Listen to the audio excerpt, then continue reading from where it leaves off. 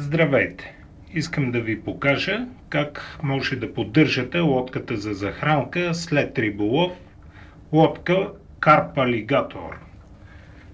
Просто слагате в банята, пускате душа и директно миете от всякъде.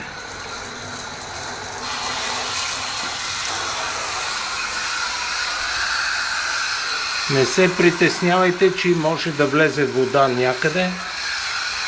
Няма как да влезе.